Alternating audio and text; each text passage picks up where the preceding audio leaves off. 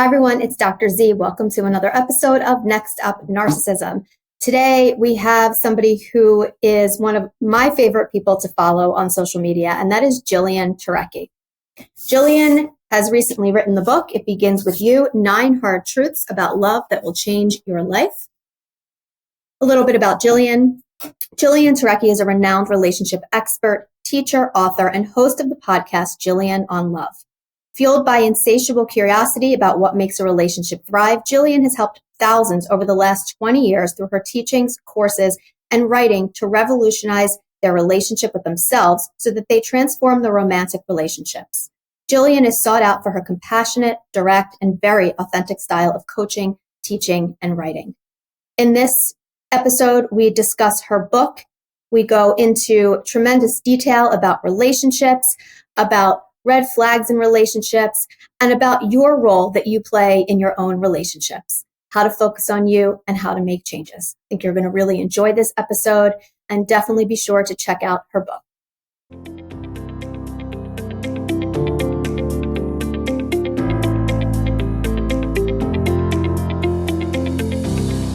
Hi, everybody. Welcome to another episode of Next Up Narcissism. Today, we have somebody who I have been admiring from afar on social media for a very long time. She is absolutely brilliant, and that is Jillian Turecki. She is a certified relationship expert / guru, author, and podcast host. So we're just going to jump right into it. Jillian has recently written this amazing book, It Begins With You, the 9 Hard Truths About Love That Will Change Your Life. So my first question before we get into the nuances of your book, because I know my listeners are going to have a ton of questions, but are going to love this.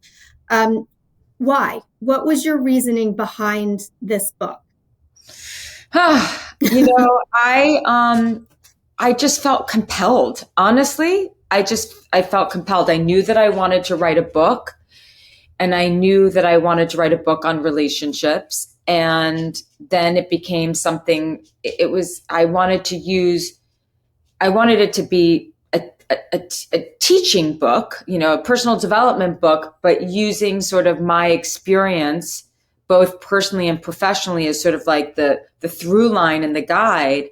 And I just felt that, we're not taught this in school. And I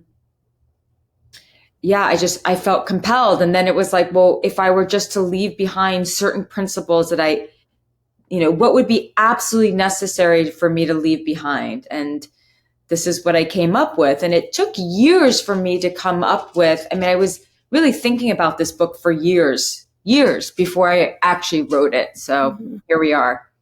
So, for people that most of my audience that's listening, majority of them have been in toxic relationships, specifically narcissistic abusive relationships. But the bottom line is we've all been in unhealthy relationships, whether it's with a significant other, a friend, a colleague, a parent, we've all had them. And what I like about this book is that it really can generalize to all types of relationships, because it's kind of this template or this framework that you really can apply to any relationship, to multiple and varying degrees of dysfunction, or even healthy relationships, right? We always talk about unhealthy relationships. We forget that there's healthy ones, but it's also good for maintaining the healthy ones as well. Well, all relationships have problems, even the quote unquote healthy ones, and, the term unhealthy to describe a relationship is such a vague, broad term. And, there's the kind of relationships where there's dysfunction, and hopefully with my book and the help of others, like, you can turn it around. You can turn your relationship around. And then there are the relationships that, are doomed, honestly. Right. So, I really wanted to make it broad enough that people could really just apply it to their own selves, really, and their relationship to themselves. One of the things that I find, I'm sure you see this too on social media because you have such a big presence, is that a lot of times people are using these abstract terms, right? Like toxic relationships, or dysfunction, or trauma, right? And we hear these terms thrown around so broadly. And it's important to operationally define them. And, meaning to give them a specific definition for how it pertains to your life. Because if I were to talk, we talk about healthy love, right? If I was to talk about healthy love, that's going to look very different for me, also different for me at age 18 versus 48, right? Yeah, so can you talk a little bit about how people can kind of start the process of defining for themselves healthy love and what that even looks like? yeah. I mean, it's a really important point that you make. It's when we start to use these terms too freely, they lose their meaning, right? So, like, there is such a thing as something being toxic. But if we're saying it over and over again, it dilutes the meaning that we don't even know what that means anymore. What is it? Really toxic? Or are you just saying that, right? Um, Healthy love is, you know, it begins with this understanding, which is a hard pill for people to swallow, is a relationship is not a place that we go to get our needs met. It's a place that we go to give. And I know that that can be really challenging for people who overgive or are giving to the wrong person.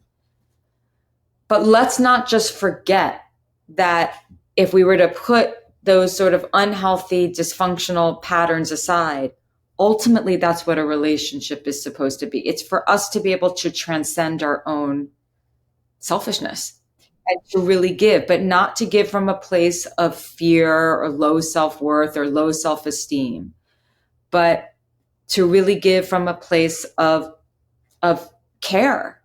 And the reality is that we can get so obsessed with getting our needs met that we forget that there's someone else in the relationship with us. Now, you and I both know that there are plenty of people who get into these relationships and they're not thinking about their needs at all, right? And then so that defines or that describes a certain pathology in relationships that happen.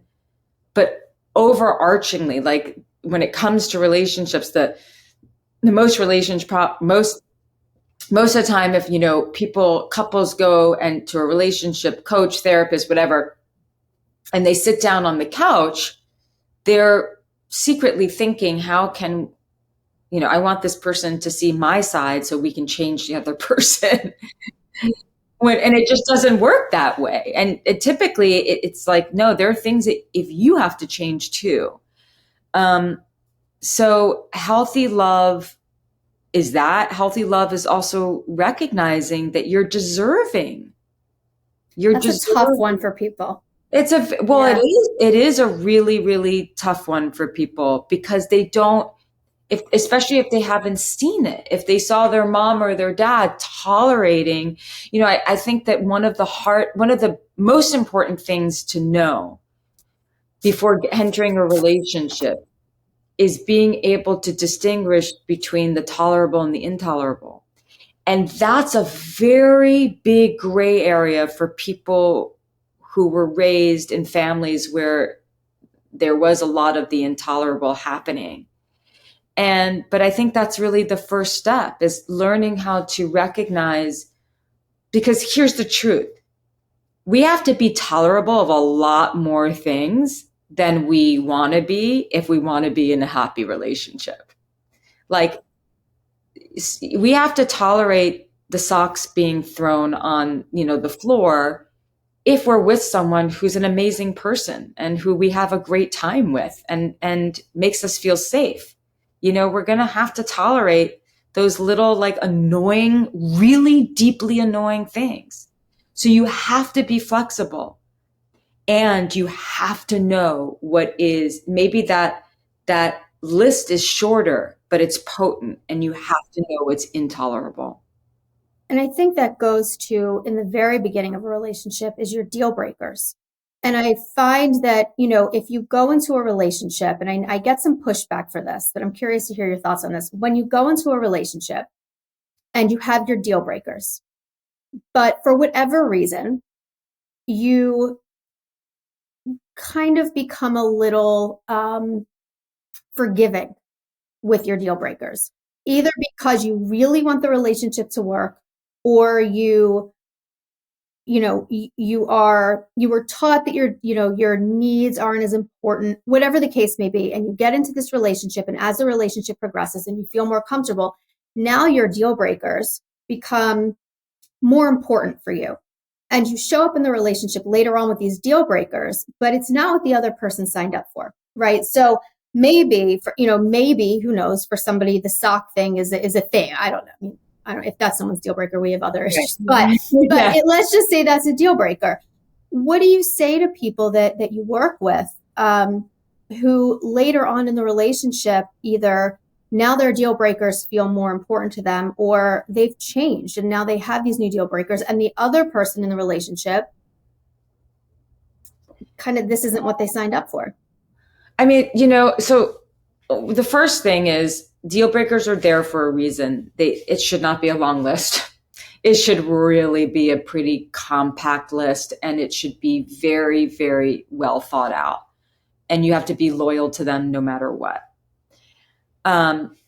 Yeah, I mean, this is the risk we take when we get into a relationship. You can change. They can change. And the things that you thought you were okay with, you decided you really aren't. And yeah, I think that leads to this really difficult conundrum of, should I stay or should I go? Mm-hmm. That so many Mm-hmm. people face. And I think it's important for people to almost give themselves permission that it's okay if that happens. It's okay if you grow, right? It's okay. And as long as there's this open dialogue, and I think that's where a lot of relationships kind of go south. Yeah, it's okay if you grow. I mean, look, I've worked with a lot of people where it's complicated. I've worked with people who wanted to leave their marriage, and I thought it was a very big mistake that they wanted to leave. Um, and then I've worked with people who I agreed with. So it's so nuanced and so specific to the couple. Some people don't know a good thing when they have it. Yes, correct. They either don't trust what they're perceiving, or they misperceive it for their own reasons, or they don't think they're deserving of it, or they have no idea what healthy looks like. And we see this a lot coming out of chaotic or toxic, dysfunction, whatever you want to call it, relationships, where they're in this new relationship that is by definition healthy. Yes. But for them, it's boring. It's boring. Or they're deluded into thinking that they can get better. I know that's a very hard truth, but that does happen, We never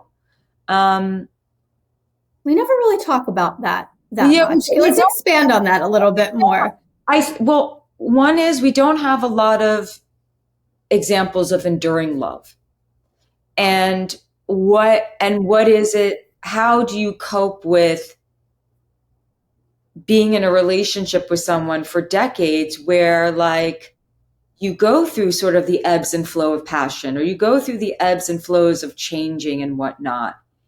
And then people think, oh, like, is this all there is?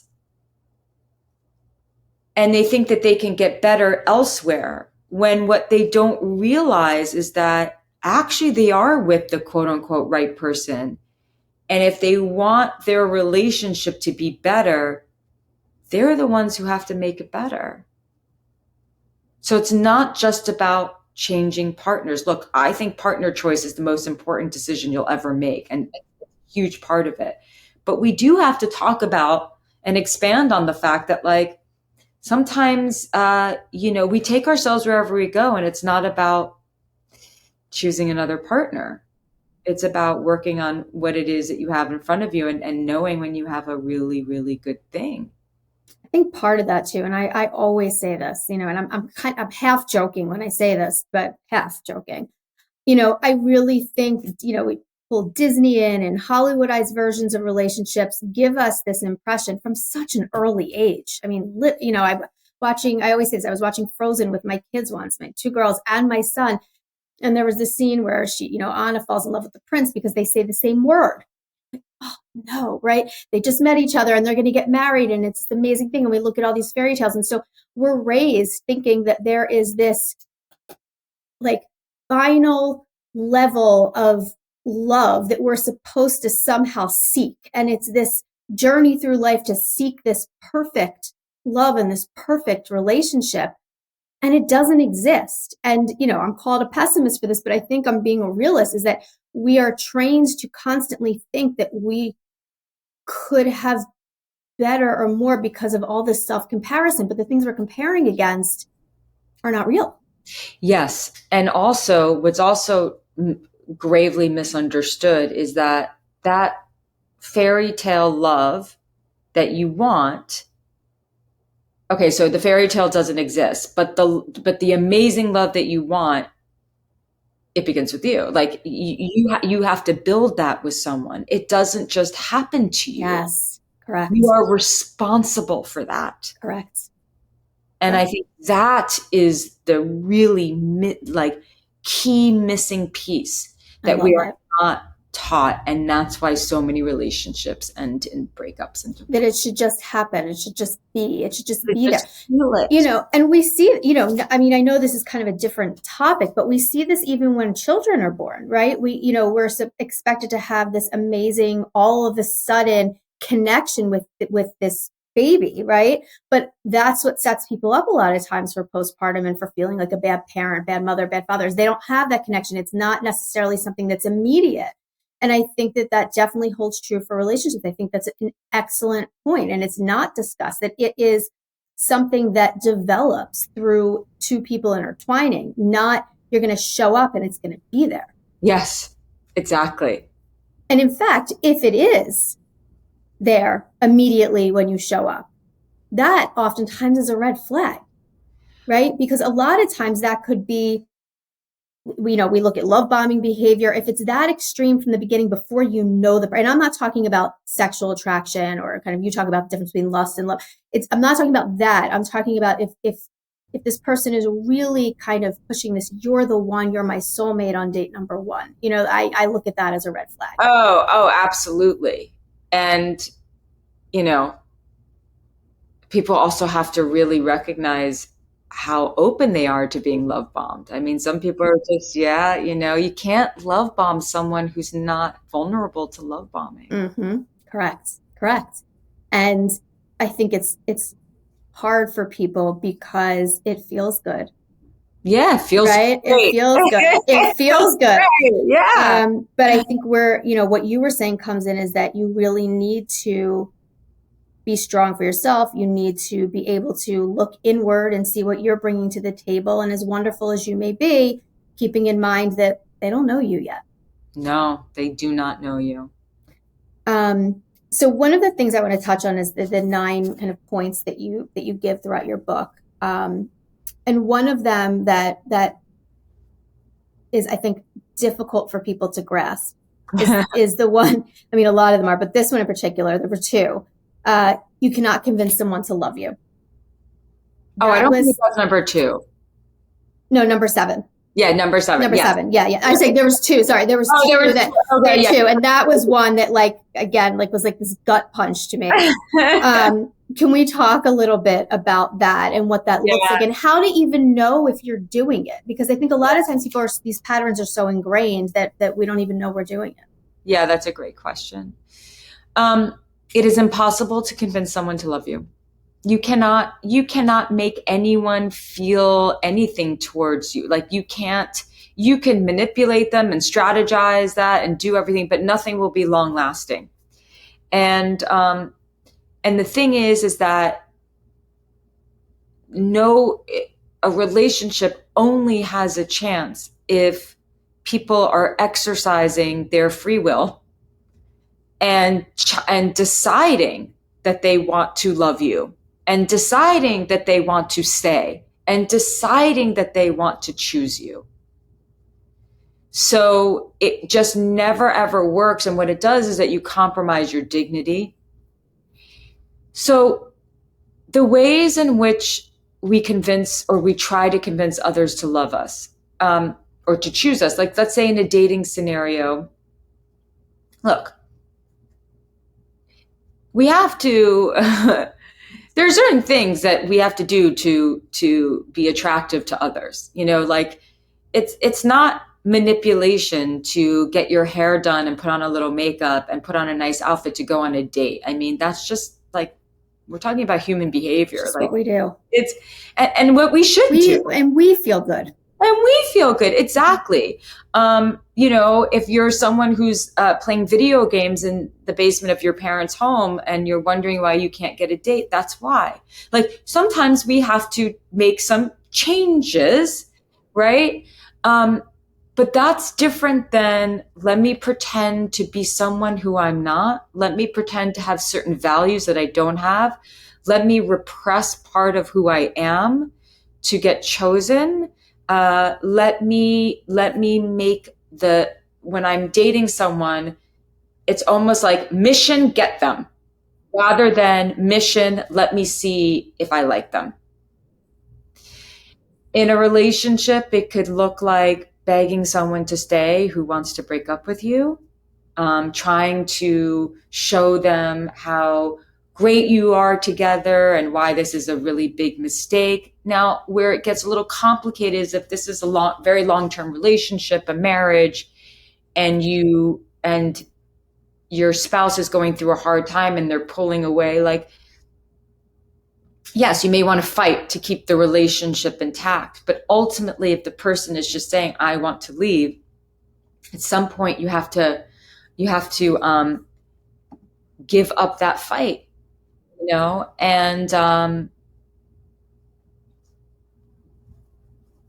and so, yeah, you can't, when you are, and you could convince someone to stay or to choose you, but in the long run, you're gonna feel totally anxious, and you're gonna know that you had to work so hard to get them to stay, and you're never going to feel secure. And so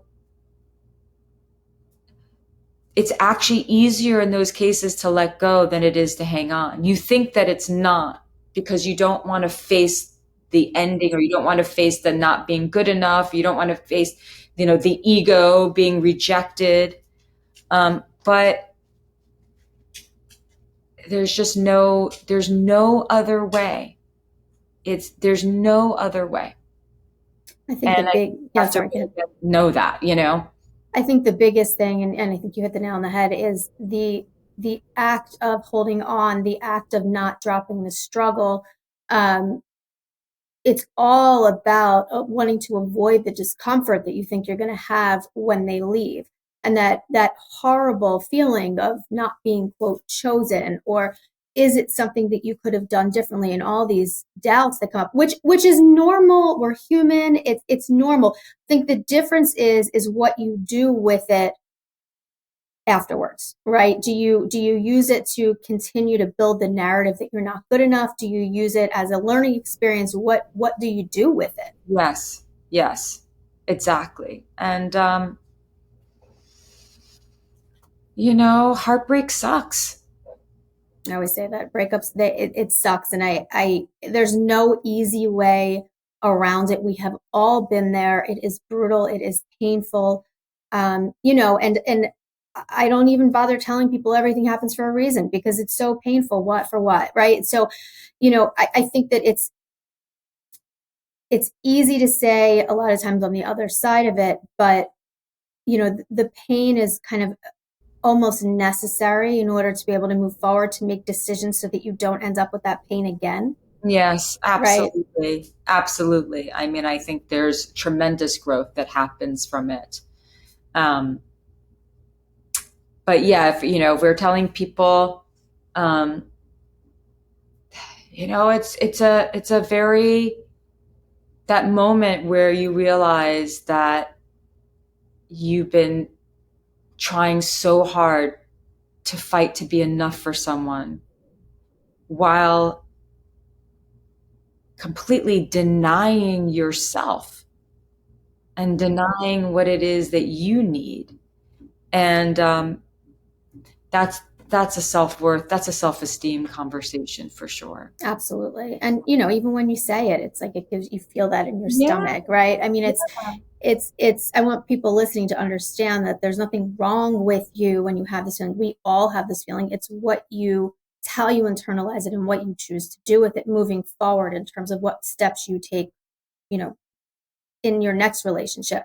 Um, I got a lot of questions about this. What would be your kind of words of wisdom for people that have gotten out of a relationship? Doesn't even need to be unhealthy, just the pain of a breakup, right? Because we know even unhealthy relationships are still painful. So when they are experiencing the pain of a breakup, what words of wisdom do you have for people moving forward so that they don't make the same choices again, whether it's picking a certain person where their pattern is familiar yet unhealthy, or pushing down their own needs? What Well, would you read say my to people? book, because I really think honestly, and that's not even for me to push it. It's just I like am. really specifically for Yeah. that. You know, this is what processing is. And ultimately, what you want to just kind of figure out is understand the patterns that led to the end of the relationship. So, in the beginning of a breakup, we're so emotional that we can't zoom out and have much perspective. But once the shock is wearing off and you're in more of the processing stage, it's like then work with someone who can help you see, like, okay, what were the patterns? Like, what were our patterns? And then what are my patterns in terms of who I choose and how I show up? And, what are some concrete things I want to do differently, both in how I choose a partner and also how I show up. Yeah. And the other thing too that I often tell people along those same lines is that, the patterns that somebody brings to the table in a relationship with you, right? Let's assume that they're not going to change their patterns. Let's just go with that.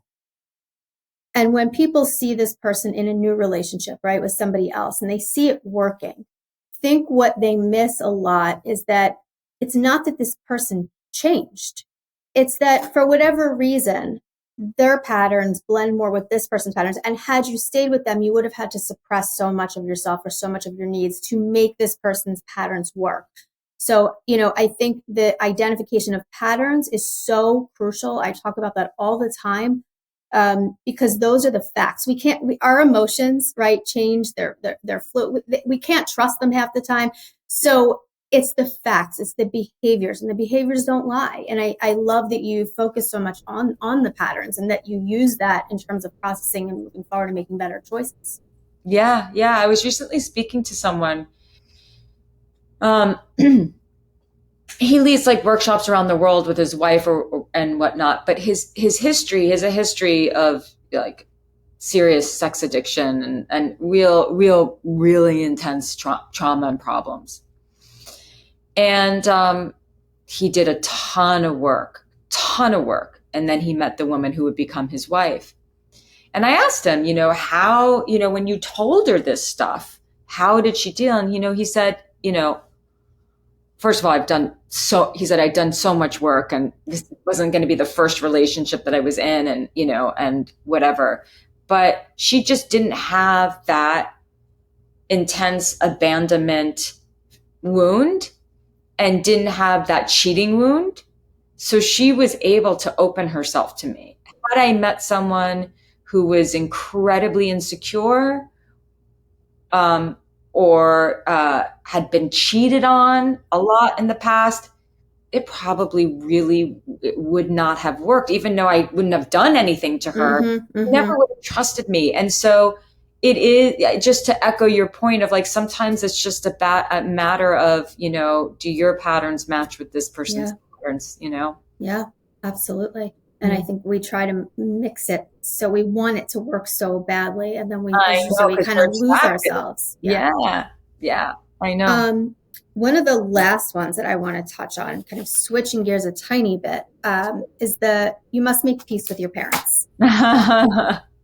So kind of expand on that for our listeners, what you mean by that, and what that looks like. So let's start with the like really mild version of it. Your parents, you come from a family who are all doctors and lawyers. You were expected to be a doctor or lawyer, but you're an artist. And so but you end up being a lawyer because that's what's expected of you. And then you have a reckoning and you're like, but I'm really an artist, but I'm so afraid to pursue this because I don't want to let down my family and not be loved anymore by my family. And making peace with your parents is, in that regard, is you need to free yourself from them being the leaders of your belief system. You have to live your own life and trust that, the love will still be there. Maybe they'll be a little disappointed at first, but they'll get over it, or they have to get over it. But you have to live the life that you want to live. Making peace with your parents could be, you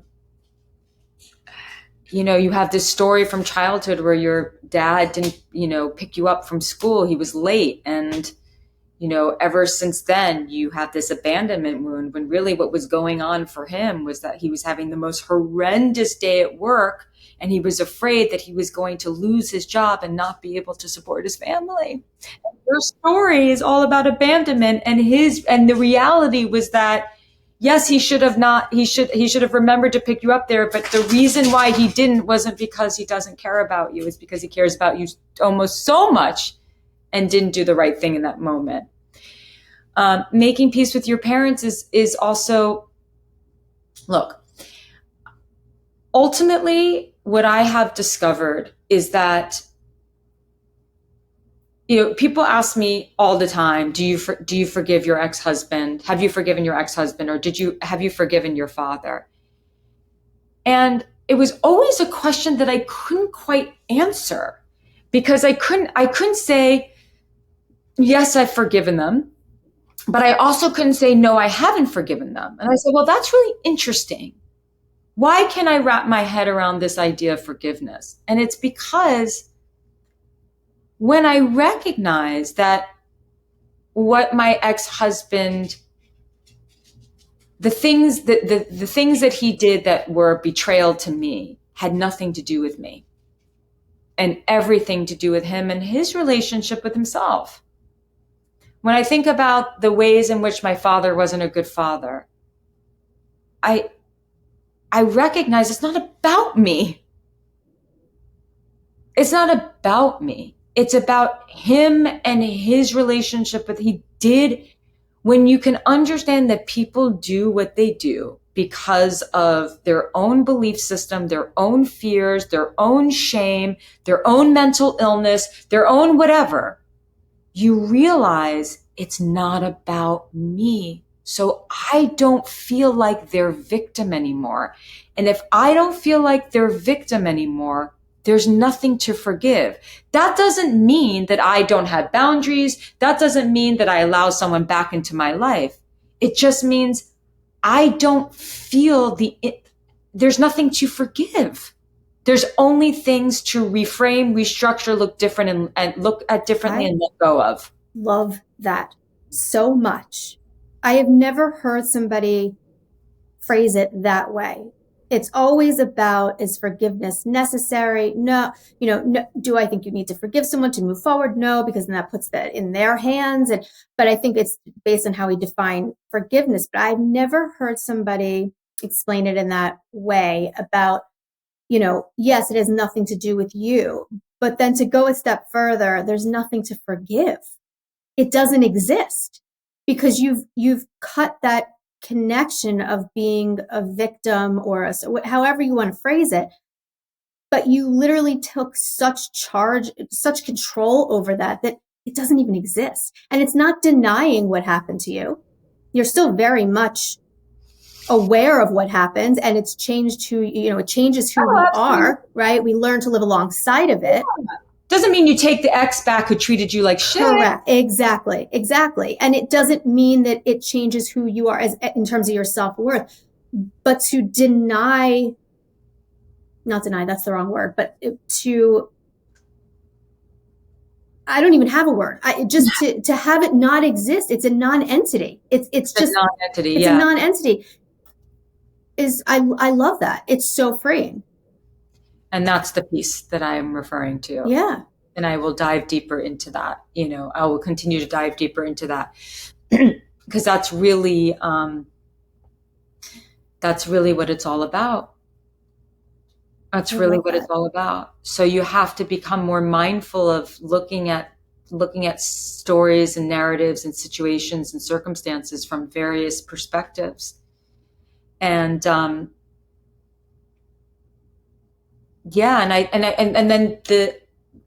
because in spiritual and religious circles, the ultimate sort of like it's framed that forgiveness is where you've really reached like a higher level of consciousness. And I don't believe that. I believe that the higher level of consciousness is that once you actually see that it's not about you and you let go, can you in some scenarios even have compassion for the person?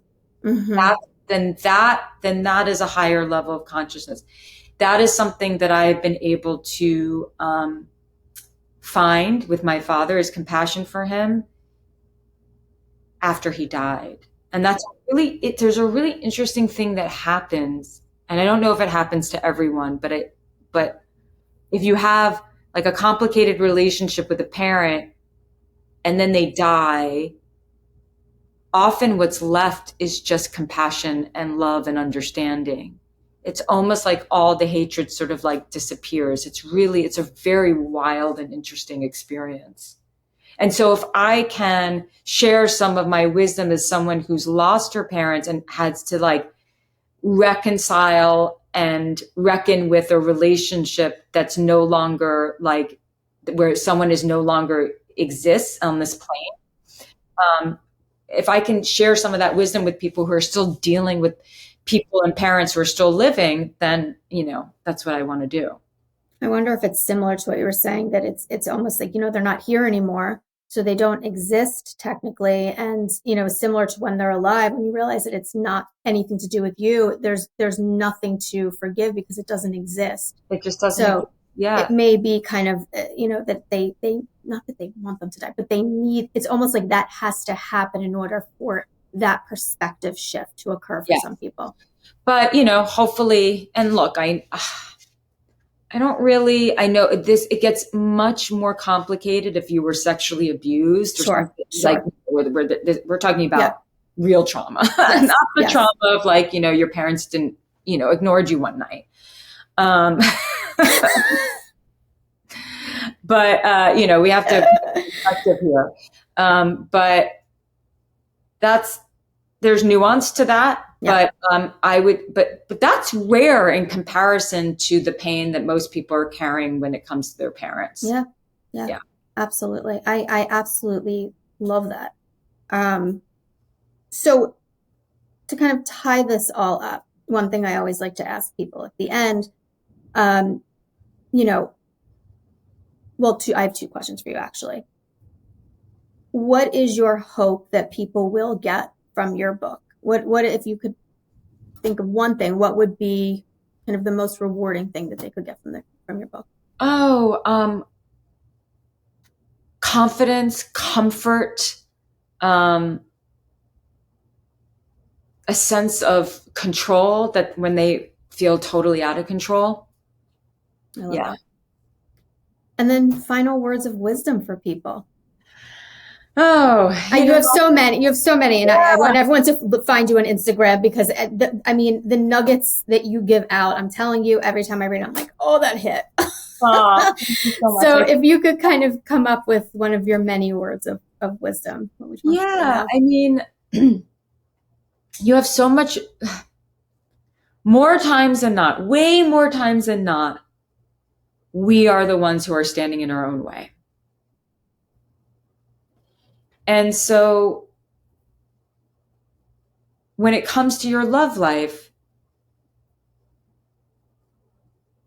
be careful of all the thoughts in your head that you're absorbing from everyone else's fear around you and their bad experiences. and really just focus on what you can change inside of you, whether that's a perspective, a belief, whatever it is. Focus on what you can change inside of you, and what you will see is what's outside of you begins to shift as well. Mm-hmm. Absolutely. I love that. And I love that it's because here's the thing. And I think this goes along with what you're saying. You know, we could think about changing all we want, but unless we actually make that choice to change, nothing around us is going to shift, right? I mean, we have to actually do something different. And even if we change our perspective, that's going to come out in how we treat people, how we view the world around us. And it's going to have just a natural impact on us. But if we don't do any of that and we just stay stuck in our heads, none of that is going to happen. And that becomes very frustrating and resentful and all of that stuff. Exactly. So Jillian, where can people find you on Instagram, social media, and your book? And I'll also link the book in the show notes so everybody can take a look at that. Thank you. Yes. So there's my podcast, Jillian on Love, my website, JillianTurecki.com, social media, Jillian Turecki. So just know my first and last name and my podcast, and you're good to go.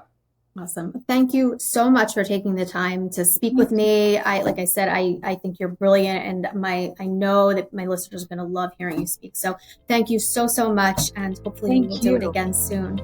Thank you, Jane. Thank you for tuning in to another episode of Next Up Narcissism. I hope you found it useful, but most importantly, I hope you found it validating. Want to work one-on-one with me?